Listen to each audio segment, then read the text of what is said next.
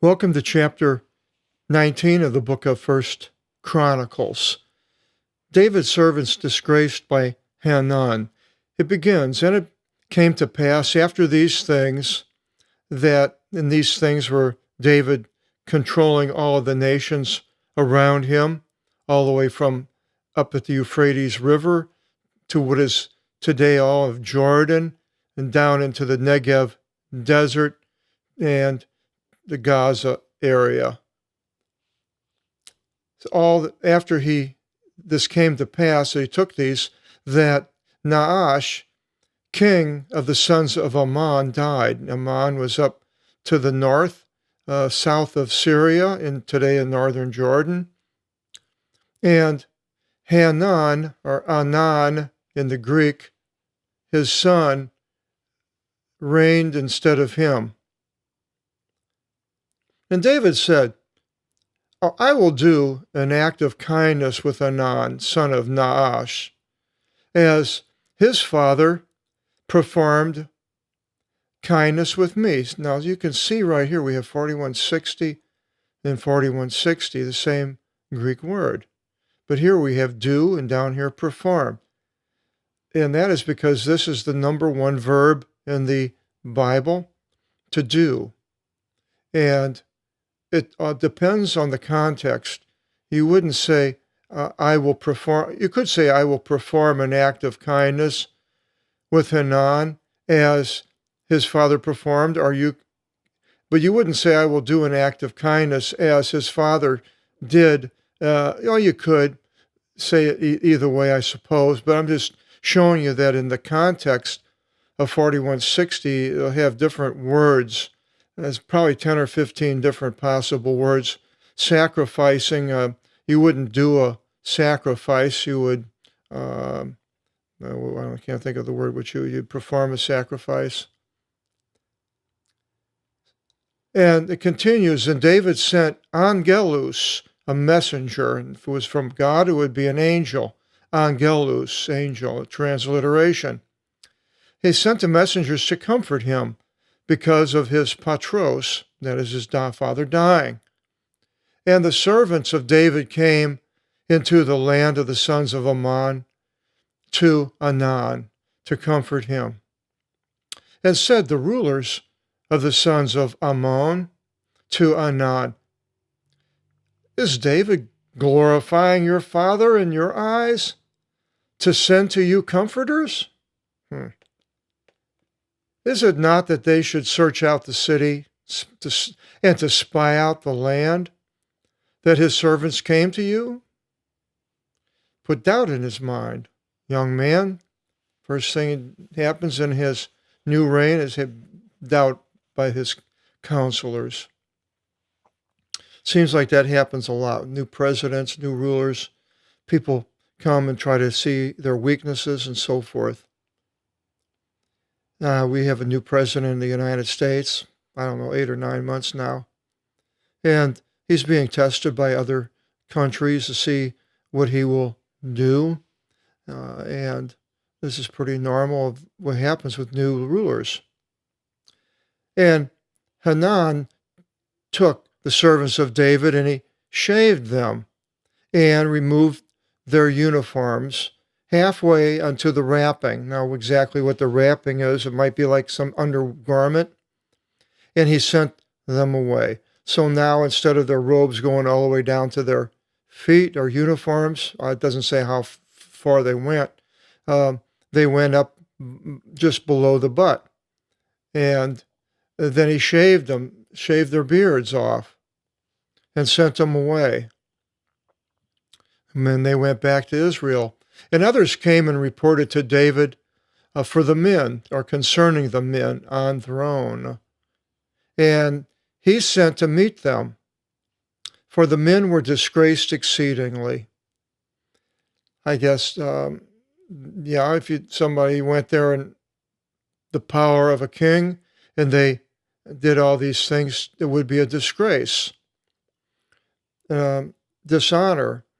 And the king, David, said, well, stay in Jericho until your beards rise up. So they probably went down from Ammon on the eastern side of the Jordan, and they came to Jericho, which was right north of the Dead Sea, where the Jerusalem was to the southwest.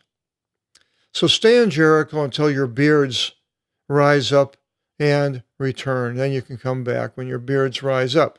Well, I have a beard, so I'm not sure how long, if he wanted them to be the same as they were before, it could have been a long time if they didn't shave. So months, or just to grow a short beard like mine, it may be a couple of months. And the sons of Ammon knew that the people of David were shamed. And so it's almost like they're putting themselves up to be attacked or go to war.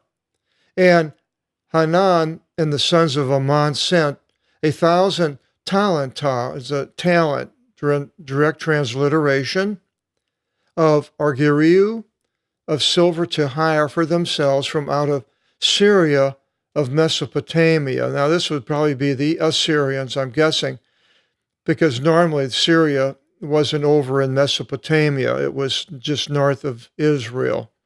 So these would have been the same types of people, but over probably by Nineveh, the Syrians.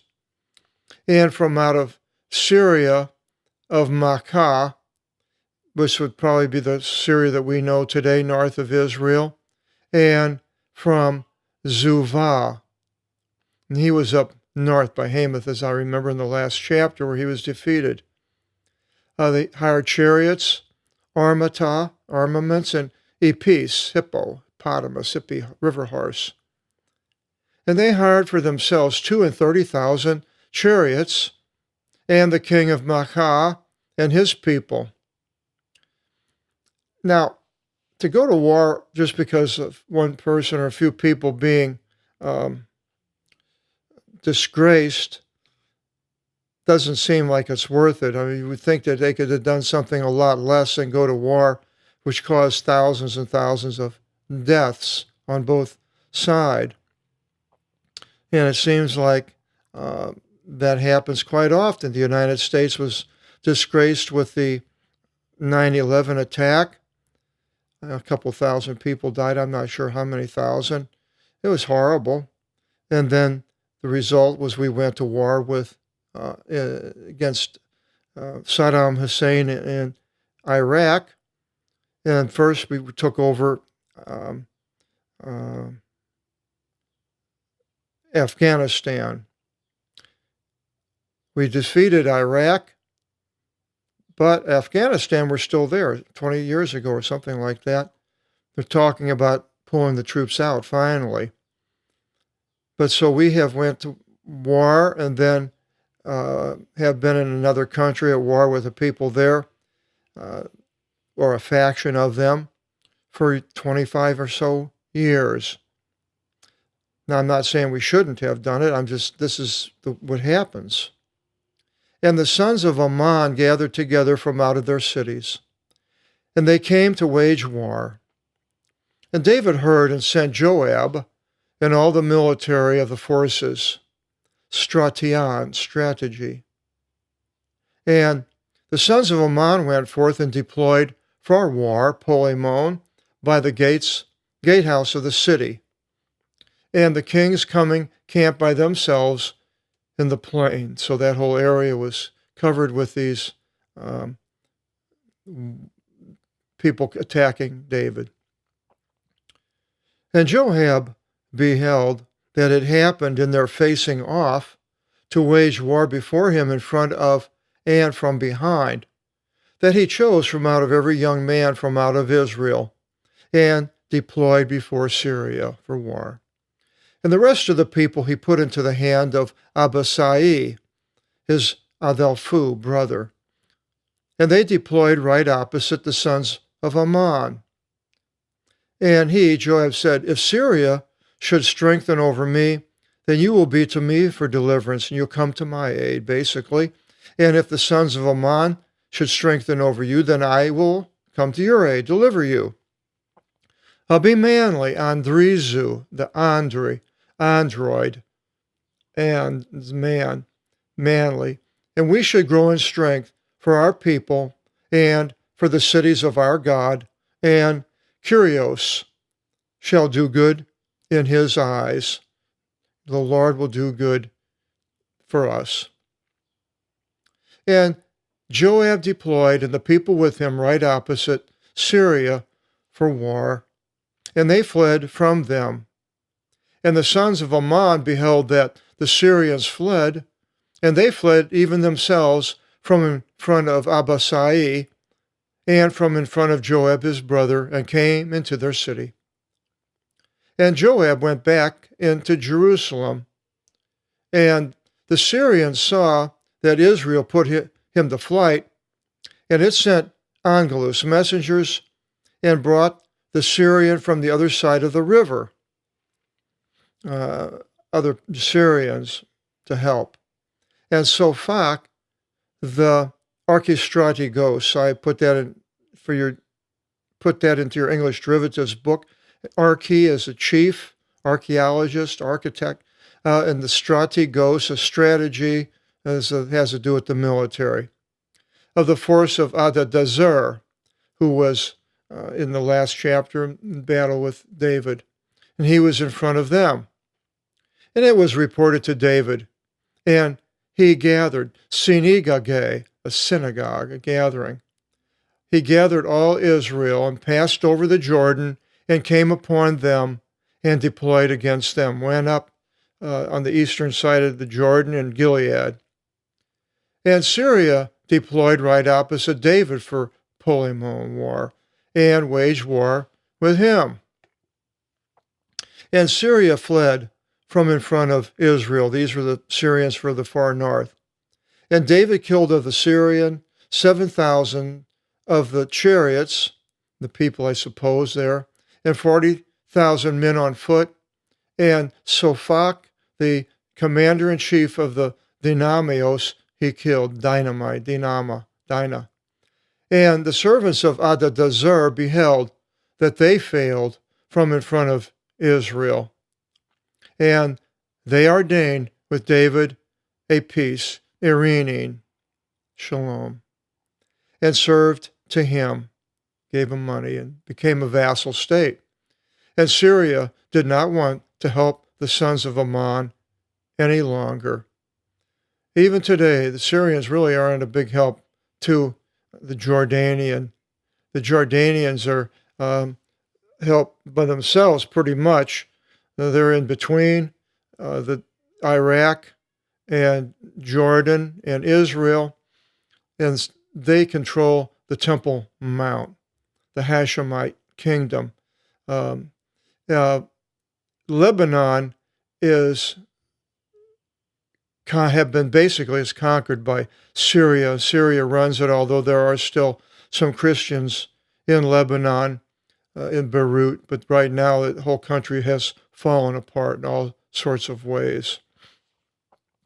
Well, we keep on going now with these wars, and it seems like they're endless, just like throughout history, wars. Young men being killed over and over and over again. Condition of this earth.